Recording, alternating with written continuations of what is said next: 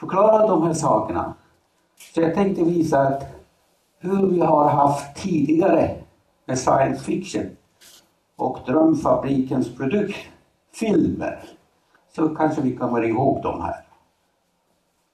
Kanske ni kommer ihåg den här tv-serien från 65-60-talet. Det var en tv-serie som heter Lost in Space, försvunnen i rymden. Och det handlade om en familj som försvann i galaxerna någonstans. Och då hade de en robot.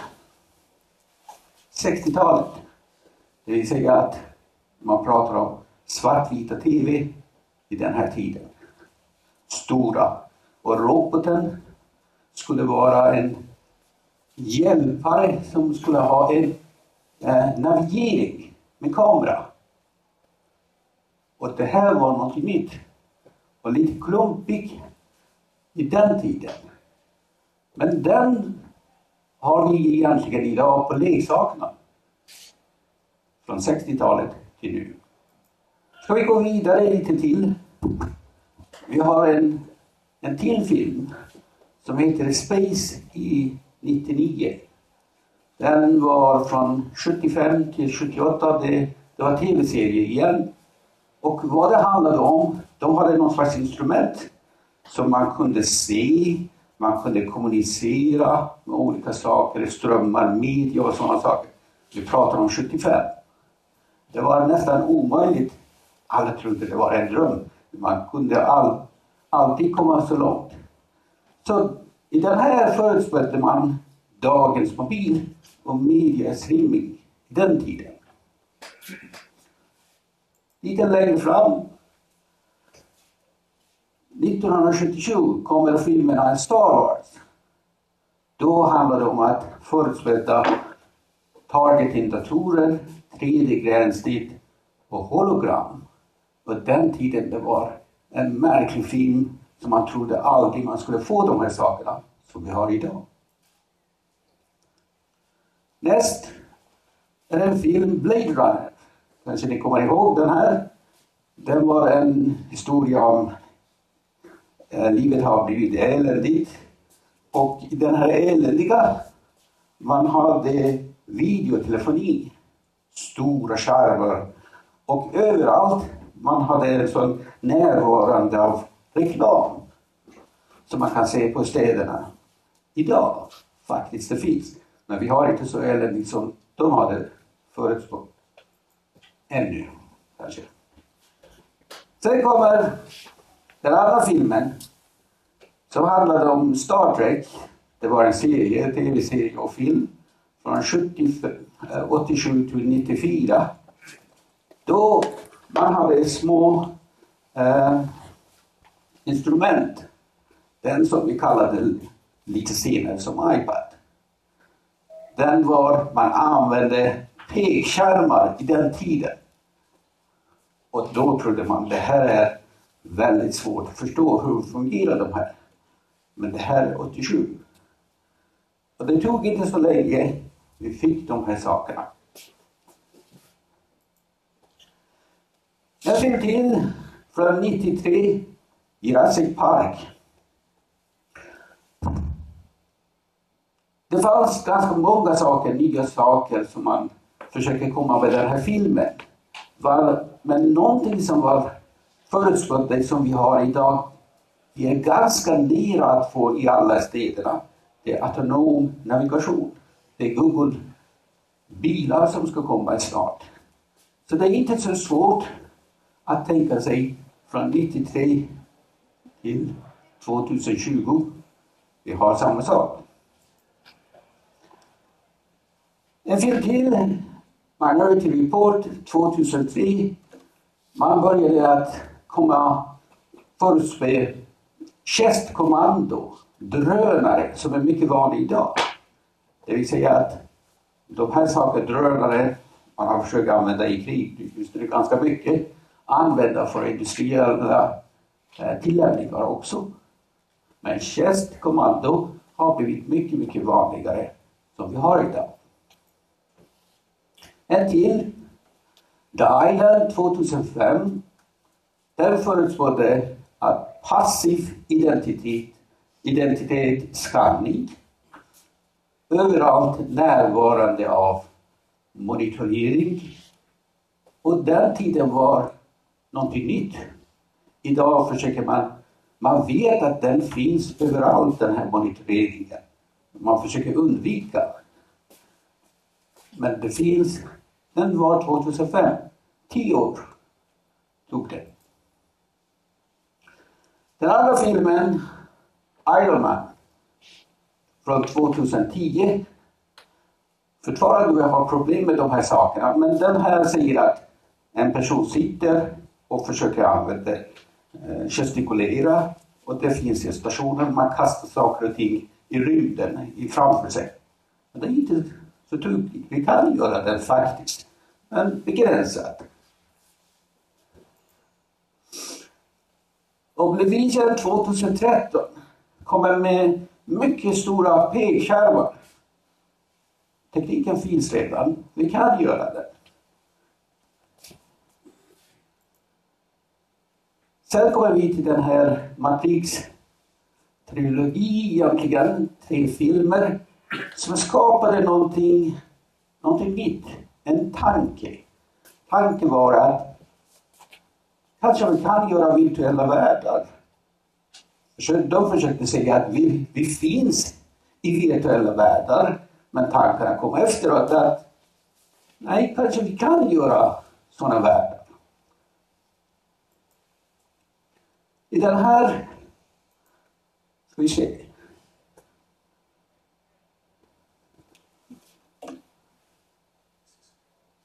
What is real? How do you define real?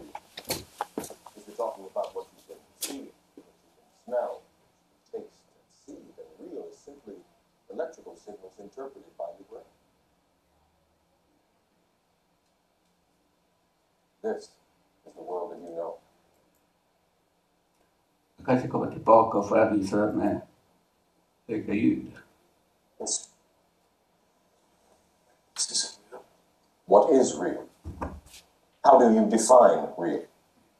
If you're talking about what you can feel, what you can smell, what you can taste and see, then real is simply electrical signals interpreted by your brain. I den här filmen, de försöker provocera och säger att vad är det verkligheten egentligen? Och det handlar om hela tiden, vi försöker vara mitt emellan. Vi använder tv varje dag. Är det verkligheten den här tv som vi har? Eller vi har lurat oss. Vi tittar på bilder, vi uppfattar saker och ting. Är det verkligheten i det? Så det blir lite suddigt. Han säger, vad är verklighet? Hur definierar du verkligheten? Om du pratar om vad du kan känna, vad du kan lukta, vad du kan smaka och se, då verkliga är bara elektriska signaler som tolkas av hjärnan.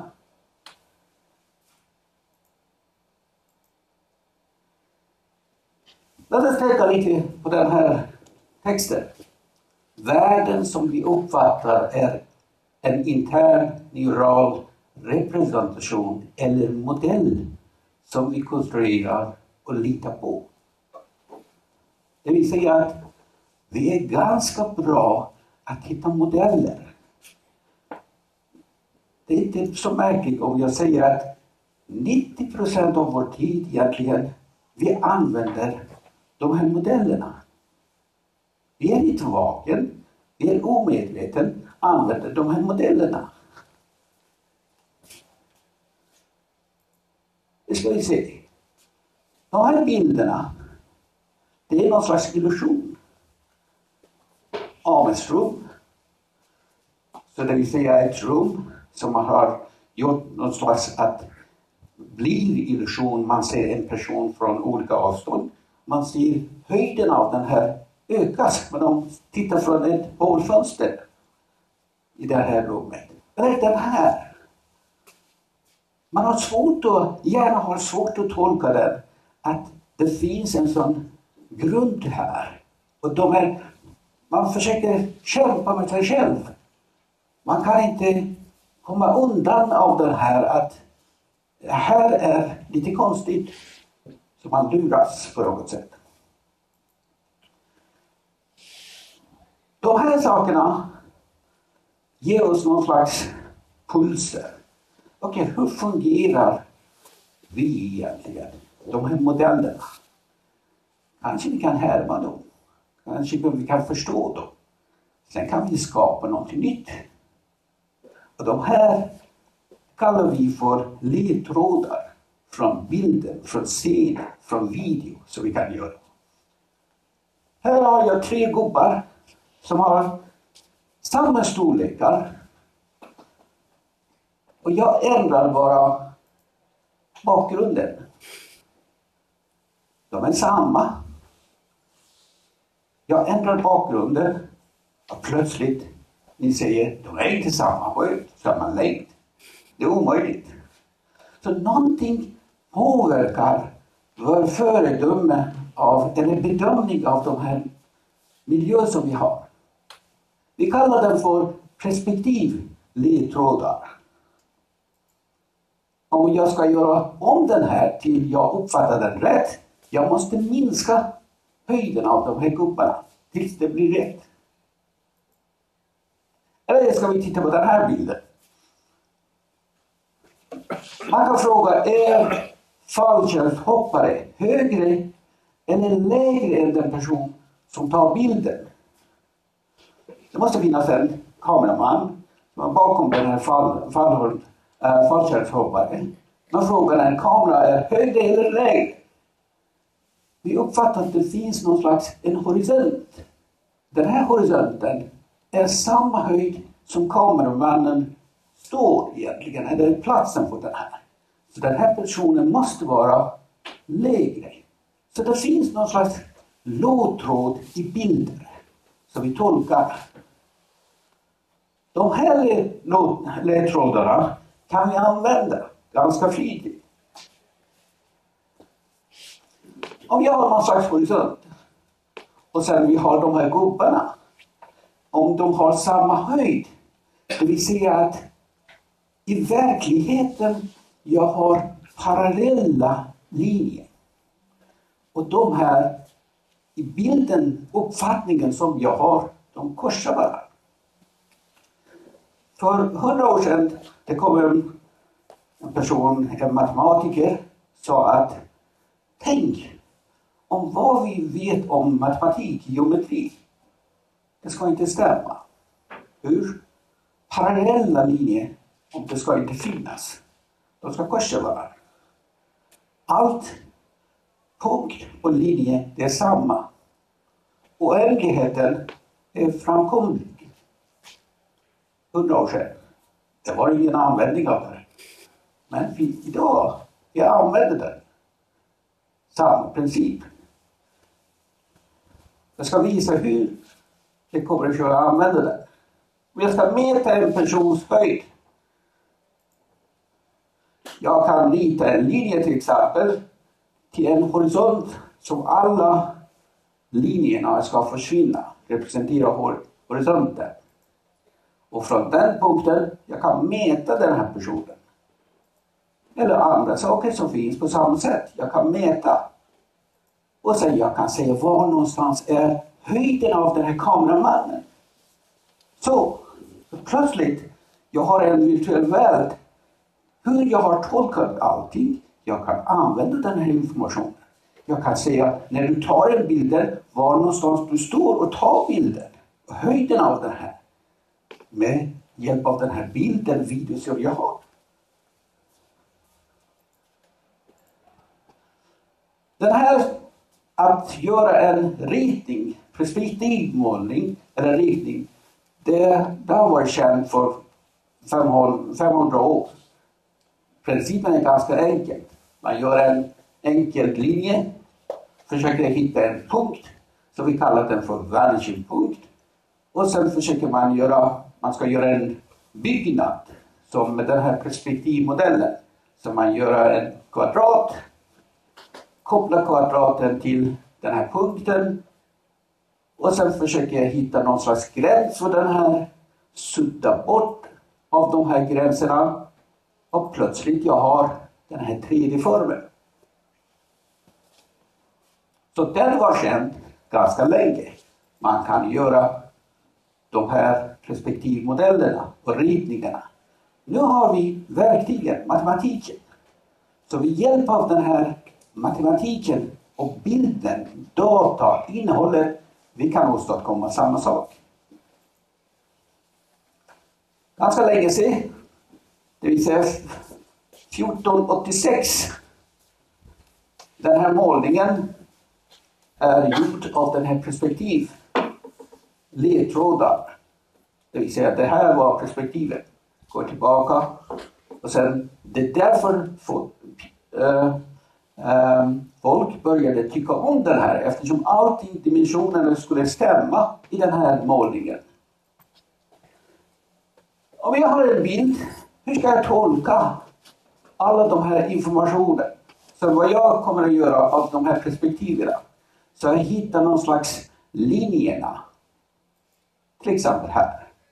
Från ena sidan till den andra sidan. Och hitta någon slags en horisont. Jag kan göra vertikala saker också. Och kamerahöjdens är den här blåa som ni ser. Jag kan göra den manuellt. Eller jag kan göra helt automatiskt med dator. Dator hittar de här linjerna.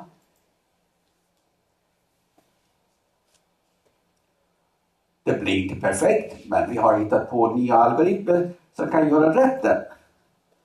Och sen vi kan göra var någonstans de här grejerna är. Planerna. Det vill säga hur byggnaden är på och sen får någon slags uppfattning av hela. Det finns andra saker som vi kan använda som ledtrådar. Skuggning till vänster. Det är svårt att se någon slags djup i bilden. Med lite skuggning man kan få djupet av den här bilden. Och den har varit känd ganska länge. Texturen vi kan använda. Fokusering av bilden vi kan använda. Rörelse av bilden vi kan använda. Och det här brukar jag visa till mina studenter. För att säga någon slags inspiration. Jag säger att den här nummerplåten som jag ska läsa. Hur ska jag läsa den här nummerplåten på den här parkeringsplatsen? Kameramännen ser inte den här på riktigt. Så alla säger okej, vi kan zooma in den förstås. Okej, ska vi zooma in den? Fortfarande det är svårt att göra. Vad jag kommer att säga till studenten, varför inte? Vi kan vända kamera från, om bilen är här och kameran här, vi kan vända kamera, gå tillbaka och ta en ny bild.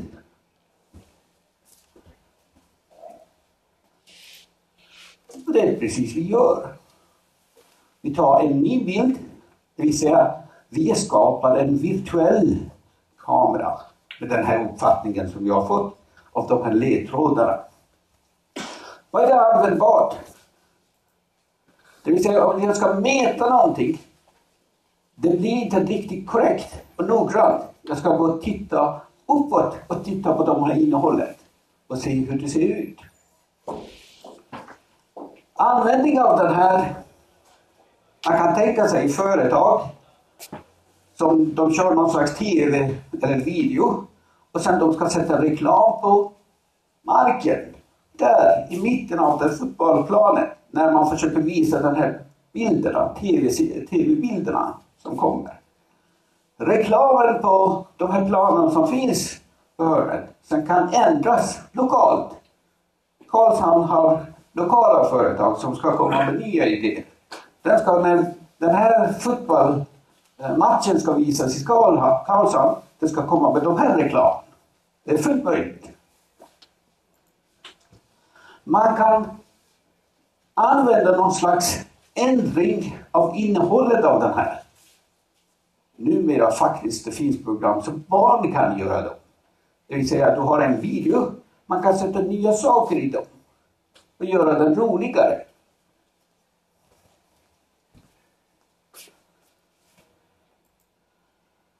Man kan göra spårning av olika saker. Och det här finns företag som har användning av den här som Axis.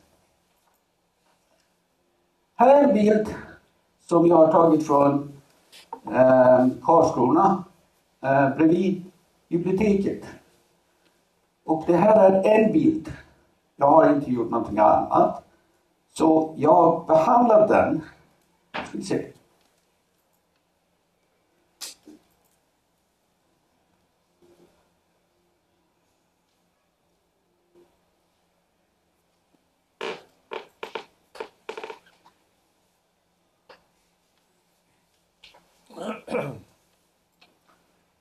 Det här är bilden som vi visar där.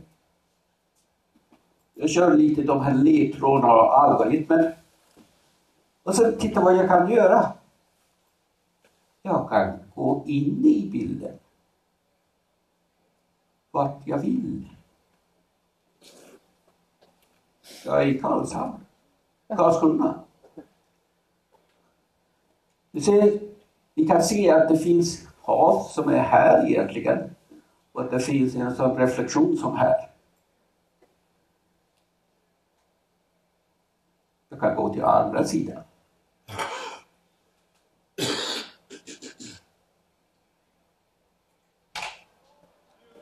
Komma tillbaka. Och plötsligt jag är inne i byggnaden. Jag kan se från de här reflektionerna egentligen havet inifrån huset. Som jag hade ingen aning vad det var.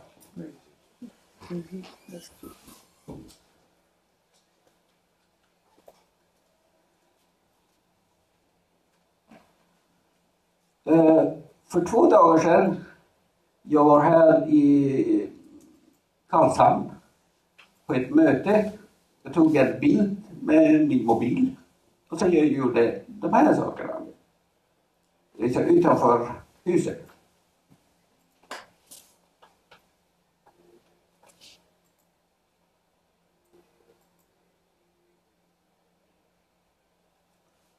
Här är huset. Ni ser lite folk som står där. Ska vi gå och se vad de pratar om? Vad är det för en bild? Ett vanligt foto från mobilen? Ja, en mobilbilen. Ja, inte någonting annat. Det finns i video. Fortare.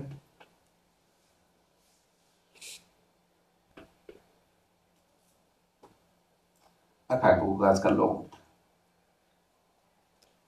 Alltså kika på. Så jag kan gå ganska nära innehållet och vända och vrida den här. Så den bara visar möjligheten. Vi har öppnat bara någonting som kan vara användbart och vi måste forska ännu mer på den här.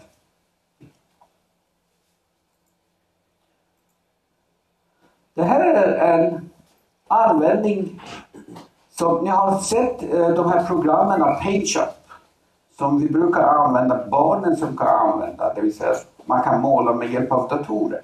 Men nu, vi kan göra helt någonting annat. Vad kan vi göra? Det här är ett företag i Australien som föreslår att... This is VideoTrace, a system for building 3D models from video by tracing the video of an SUV that we took with a handheld camera, and we want to build a 3D model of it. To begin, we start roughly tracing out the basic structure of the car in one image. And an initial 3D model is generated, as we can see when we move to another frame of the video. In this new frame, we can adjust the model and trace more structure.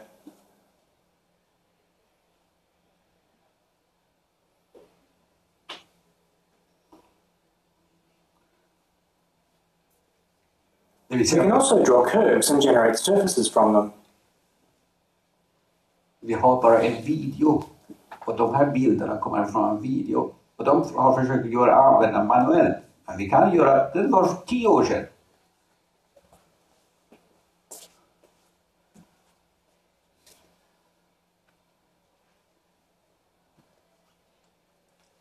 Lite arbete och de skulle göra då. Men resultatet blir ganska kul, Tycker jag i alla fall, när det kommer. Now, the existing model can be mirrored about a plane, which is specified by tracing lines over the model. This allows you to model parts of the scene not visible in the video. We now have a 3D model which is shown in wireframe here. Så vi skapar någon sorts modell av de här föremålen som finns i bilden. And which we can use to manipulate video in ways that wouldn't otherwise be possible. Den skapar vi en ny bil på parkeringsplatsen. Det är det som vi kan göra.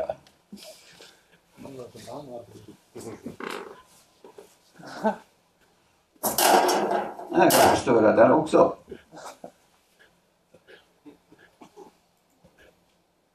Det här är lite av den här som jag visade av de här ledtrådarna. Nu är vi ganska nära med allt, med konst. Varför inte vi lite jobbar med konsten? Och det här är ett arbete som de har gjort inom konsten. Kända målningar. Man kan gå in i den och uppleva den här på ett annat sätt.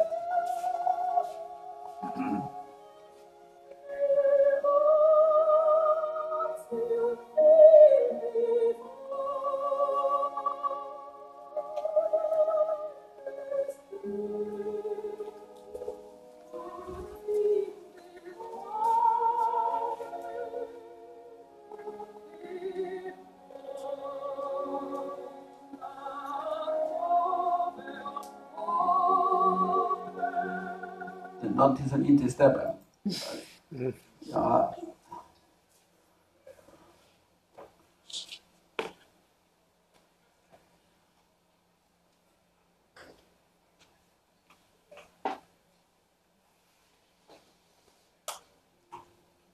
Nu.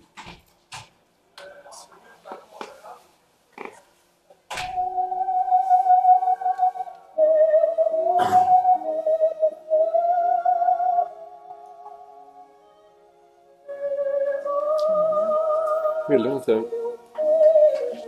Nej, jag kan visa på ett annat sätt.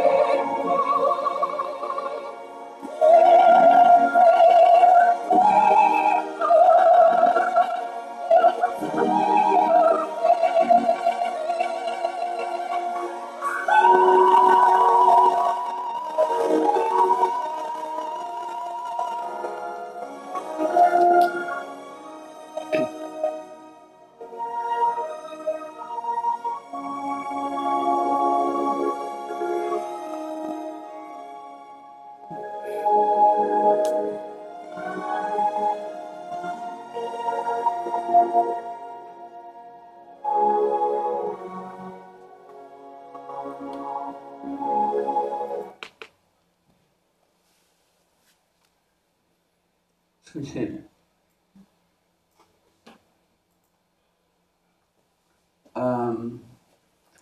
Det är en till jag ska visa egentligen. Så hur man kan gå och manipulera med innehållet av bild och video.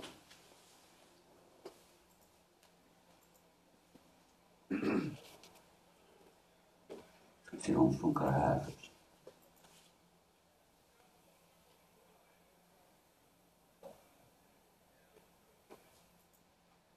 Nej.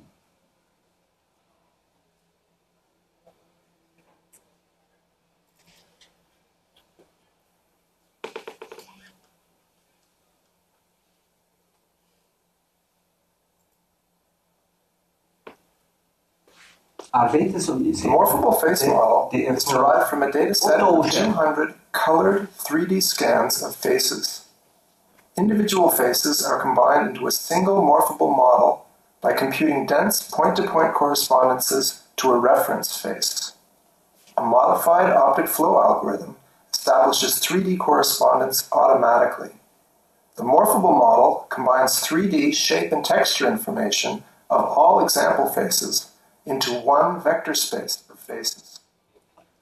Han pratar om tekniska saker. Men vad man gör, man försöker ta några bilder av personer, sätta ihop dem, göra någon slags medelvärde av den här. För att skapa en medelansikte av människorna. Starting from the När vi average har den, face, vi kan individual manipulera den. dimensional faces are caricatured by increasing their distance from the average.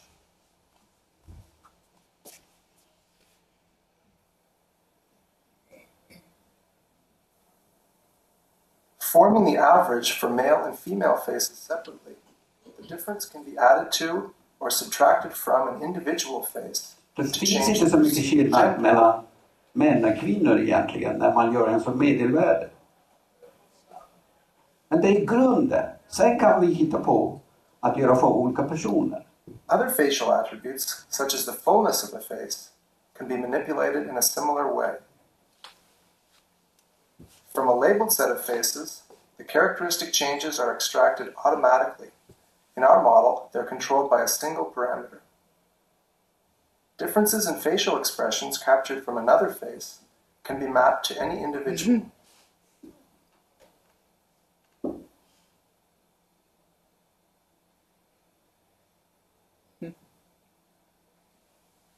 We now reconstruct 3D shape and texture in order to animate a face, giving Nu only a single kommer det photograph riktiga. of a person. Vi har en First, we bild. manually align the average face to the target image, roughly estimating position, size, orientation, and illumination. Then, a fully automated algorithm finds the best reconstruction of the face within the morphable model. 3D shape and texture are optimized along with parameters such as size, orientation, and color contrast.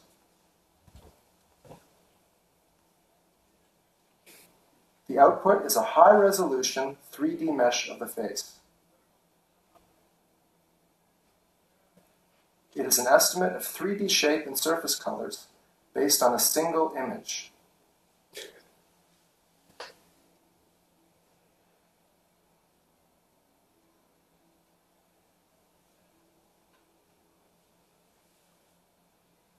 Additional texture extraction improves details in texture.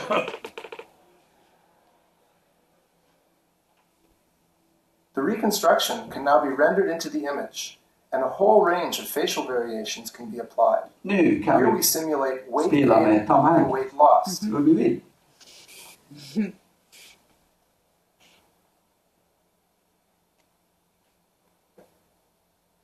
Facial expression can be post-processed in images, forcing a face to frown or to smile.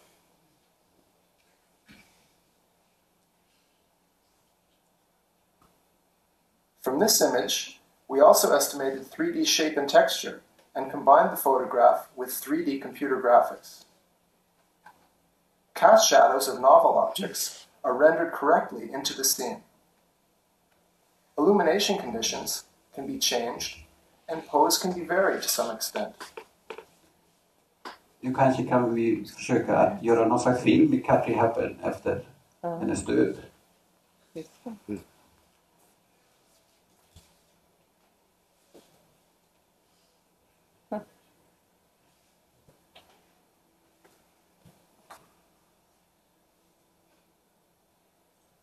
From a single black and white image, we obtain a full estimate of 3D shape.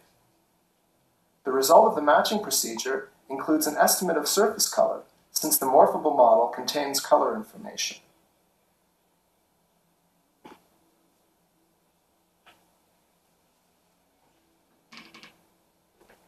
Finally, we show the application of our model to a painting. Okej. Spara tid. Men jag har försökt visa att vi är berättigade att använda de här drömmarna till någonting nytänkande. Och vad vi behöver säga är att varför inte? Det går att göra. Och hitta någon slags lösning för den här på något sätt. Och det är mycket som har gjorts, men det är mycket som är kvar. Vi är inte i närheten av en riktigt system som vi känner till. I oss själva. Hur fungerar vi?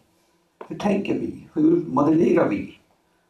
Våra system, våra robotar, våra program, de ska vara mer robusta på grund av vad vi ser från vårt system som vi har idag. Och det är den här delen av forskningen som vi försöker att fortsätta med den här datorseende. Att komma närmare till den här begreppen. Hur fungerar perceptionen? Modellering av en människa. Av en hjärna. Och med hjälp av den här konstruera nya saker. Niklas berättade att jag har kommit i kontakt med honom ett tag sedan. Sen vi började säga, han pratade om vi vill göra de här sakerna. Som forskare jag säger, varför inte? Vi kan göra. Så han blev förvånad. Det enda forskare sa han inte tokig, så han säger, varför inte? Vi kan försöka. Så han blev intresserad också. Så tanken har kommit att kanske med hjälp av BTH och näringslivet vi kan skapa någon slags forum, ett center. Så den här kunskapen ska vara kvar där. Och de kan använda, berika den. Och andra studenter ska vara involverade också i det. Och det finns många spännande nya tankar. Jag måste berätta en annan gång. Många tokiga saker. Det här är ett exempel. Jag blev intresserad av att de här kamerorna som vi har, de har klumpiga linser. Varför ska man ha så klumpiga linser? Kan vi ta bort den här? Jag vill ha plana linser. Smala linser. Kamerorna ska bli så lite som möjligt. Är det möjligt? Finns möjligheter? Varför inte? Så sen tanken kom på att jag hade köpt ett hus i Rödeby. Och det var ett gammalt hus. Jag hade problem med mögel. Och jag hade tankarna på den här linsen. Och sen tänkte jag att jag måste hitta på någonting att ta bort den här mögeln. Och sen tänkte jag att varför inte använda den här plana linsen för att belysa mellan väggarna. Så tanken kom på att jag ville skapa någonting nytt för en jättekonservativ industri. Byggbranschen, de vill inte ändra någonting. Så jag började prata med Niklas och sa att det här är tankarna. Det är helt tokigt. Jag vill att det ska komma någonting av plexiglas, plast, mellan väggarna. Men den ska belysa UV-strålningen med LED. Och det vill säga vi sätter en liten LED, en planläns och det belyser. Det betyder att det är sol i väggarna. Och den ska spränga de här mikrobakterierna mellan väggarna. Så han blev intresserad. Hittade några andra företag. Så de var tokiga. De sa, ja varför inte? Vi ska fortsätta med den. Så vi ska göra en samverkan och testa de här idéerna. Så det är helt passande den här konstruktionen som vi hade. BTH Innovation och Netcode och de här företagen som vi skapar något nytt. Men tankarna är tokiga tankar. De är ganska många. Och jag hoppas vi kan fortsätta att använda Netcode på samma sätt som vi har gjort hittills. Hur mycket tid har jag? Är det kvar? Är det slut? Lite avrundning, typ, kanske några frågor om det är någon som vill ta några frågor, lite hur du känner. Ja, några frågor, gärna. Just. Det låter lite grann som du skulle kunna passa ihop med arkitekturen som Roel håller på med. Att, de här man tänker nya tankar 1, 2, 3, 4 steg framåt i världen man kanske inte har varit tidigare. Koppla ihop nya idéer. Precis, det kan vara. Ja. Ja. Förlåt, min svenska är illa. Kan jag berätta någonting på engelska om det? I think what Peter said is very interesting. I'm working with international artists, bringing them here to Blekinge to work with companies and BTH Netboard. And I think, yes, this what you're explaining now with imaging, that is something to involve artists deeply into that. I think that's. I was amazed what you showed us with art. Yes, how you work on that. It's. I think if you wanted to make it mature, this one. Yeah. This is the way I found it. I have to first gain their heart, and that is the art, and then I can tell them what I want. Exactly. That is.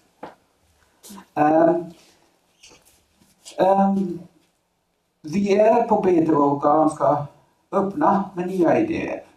Jag jobbar med avancerade tekniker med samma sak på BMW i Tyskland. Jag jobbar också med Sotarföreningen som är här. De kom med nya idéerna. De ville se att, för exempel, det behövs inte vara BMW som ska vara spännande för oss. Allt är spännande. De ville ha små hål som man ska göra och skicka en kamera och inspektera den här röret som de har egentligen och skicka in i den här och se den i den här iPhone, det första klass i Sotar angrepp om man kan säga. Och samtidigt på den här iPhone de ska skicka den här informationen, hur ser ut den här röret. Fullt möjligt, varför inte? Vi kan göra det. Vi kan göra en sån panoramabild av den här röret. Så det är omöjligt för dem att göra med en liten kamera. Så vi har satt 3 kameror samtidigt. När de rör sig in i den här, de ser en panoramabild. Det vill säga hörnet som var inte synliga och de hade problem med det här. Så det kan vara vad som helst. Jag tänkte sista. Jag tyckte det kan vara roligt också. Det här ska inte låta det är svårt. Matematik och alla de här sakerna. För studenterna det kan vara jätteroligt. De har hittat på massa olika saker. CSI-program, det vill säga du har en videosekvens så du kan mäta höjden av de här personerna efteråt. Det är CSI. Den här killen, det var från Spanien. Han ville ha DJ. En DJ som ska använda en glasskiva och skapa en stor DJ-plan. Fullt möjligt med touchscreen. Samma sak. Microsoft skulle vi har köpt den på BTH. Det kostade 150 000. Studenten gjorde 2000. Samma sak. Och ännu bättre. Jag kan visa en liten del av den kanske. Han gjorde samma sak som ni har köpt in för 150 000. För 2 000. Den fungerar bättre faktiskt. Ja. Jag säger varför. Det är flexibelt. Ja. Hans tanke var att jag kan ta vilken instrument som helst. Piano. Kasta in det här programmet. Drum. Kasta in den här gitarr. Sen det är flera personer som kan spela. Programmen finns. Möjligheterna finns. Så det är bara att jag visar vad han presenterar det på.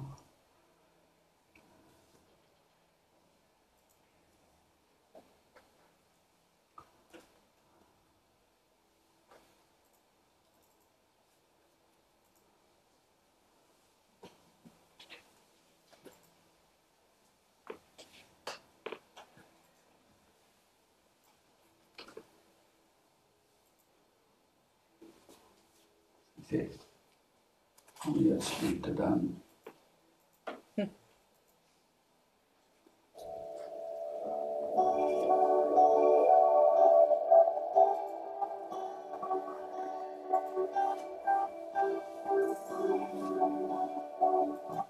Jag försöker visa den här för hur fungerar. Han hittade lite program på nätet, olika instrument. Skapade den här glaset. Polish av den här glaset själv med hand. Och sen en liten kamera, vanlig kamera, konferenskamera. Ta bort den här filtret som finns i den här, sätt bakom den. Sen kan man se den här fingrarna med hjälp av infraröd ledare som är inne eller runt omkring den här glaset. Det vill säga infraröd går i glaset och sen när man trycker det finns någon slags läckage. Bakom det finns en sån kamera så registrerar den här. Så han kan använda de här fingrarna flitigt och sen bara kasta in olika program.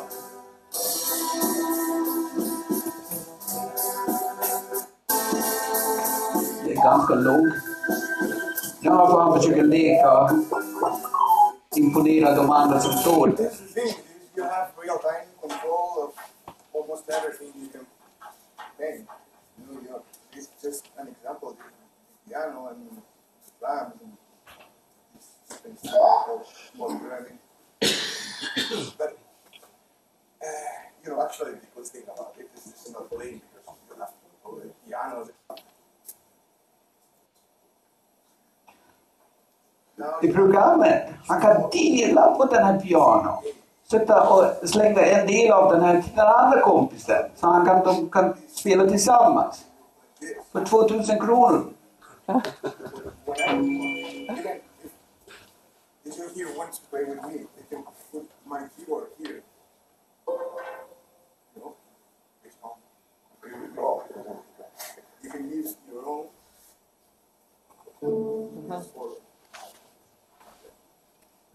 You can play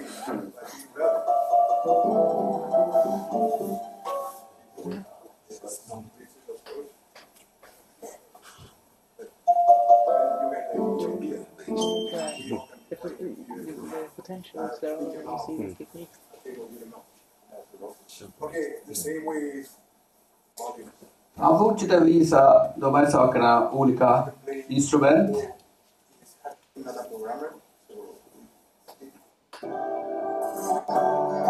Det han har gjort.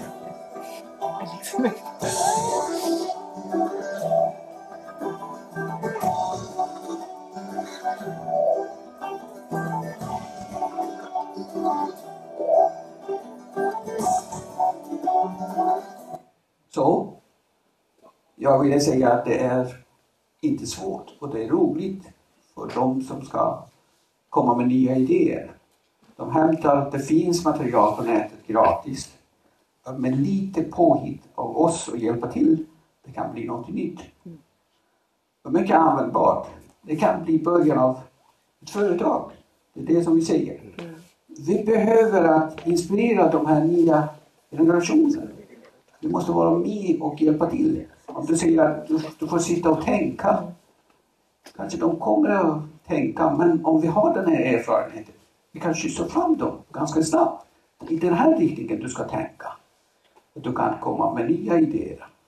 Och säg varför inte. Jag tänker som BBI till exempel skulle vara kul att kunna koppla samman dig med där. Jag försöker störa dem. Ja, visst. Ja, nej, men jag har många tokiga idéer. Jag är en kund hos dem. Vad bra då. Vad bra. Ja, okej. Tack så mycket.